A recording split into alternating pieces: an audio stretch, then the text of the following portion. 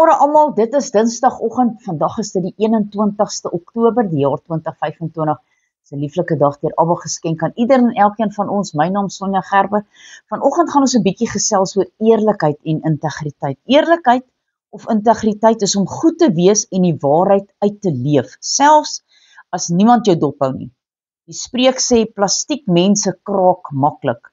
Hierteenoor staan die mense wat bedoel wat hulle sê en doen wat hulle sê. Die Here roep gelowiges op om onkreukbaar te wees, selfs al kos dit iets, of selfs baie. Die Here se integriteit bestaan daaruit dat hy doen wat hy beloof. Ons integriteit is om ook by ons woord te hou.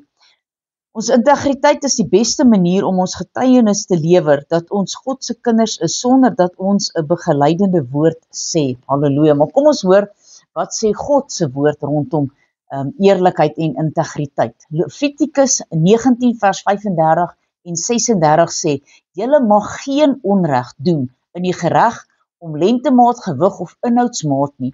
Julle moet 'n regte weegskaal hê, regte weegsteen, 'n regte eva en 'n regte hin. Ek is die Here julle God, wat julle uit Egipte land uitgelei het. Halleluja. Dan 1 Samuel 12 verse 3 tot 5. Hier is ek, getuig teen my voor die Here en voor sy gesalfde, en 'n Samuel wat hy praat. Wie se bees het ek geneem, en wie se esel het ek geneem, en wie het ek verdruk of hard behandel? En uit wie se hand het ek omkoopgeld aangeneem het, en om julle oë daarmee toe te maak, dan sal ek dit aan julle teruggee, en hulle antwoord. U het ons nie verdruk nie, ons nie hard behandel nie, en uit ons hand nie iets aangeneem nie. En daarop sê hy vir hulle, die Here is julle getuie teen julle, en getuie is sy gesalfde vandag, dat julle niks in my hand gevind het, en hulle roep, hy is getuie, halleluja. Dan 1 Kronieke 29 vers 16 en 17, Here onse God, hierdie ganse rykdom, wat ons berei het om vir u heilige naam 'n huis te bou, dis koning Dawid wat hier praat, dit kom uit u hand uit, en dit behoort alles aan u. En ek weet, my God, dat u die hart toets en behaag het in opregtheid, en het in die opregtheid van my hart al hierdie dinge vrywillig gegee. En nou het ek in my blydskap gesien hoe u volk hier aanwesig vrywillig aan u gegee het. En dan gaan ons so 'n bietjie daar na die Nuwe Testament toe, Johannes 8 vers 44 tot 47. En die Here sê hierso, julle het die duiwel as vader, en die begeertes van julle vader wil julle doen.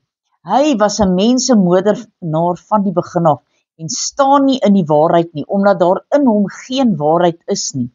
Wanneer hy leentaal praat, praat hy uit sy eie, omdat hy 'n leenaar is, en die vader ook daarvan. Maar omdat ek die waarheid spreek, glo julle my nie.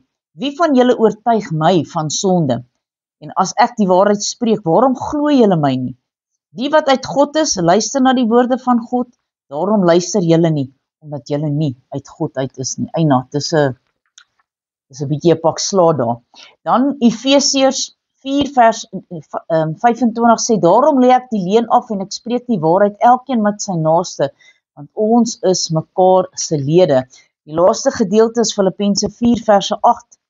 Verder broeders, alles wat waar is, alles wat eerbaar is, alles wat regverdig is, alles wat rein is, alles wat lieflik is, alles wat loflik is, watter deeg en watter lof daar ook al mag wees.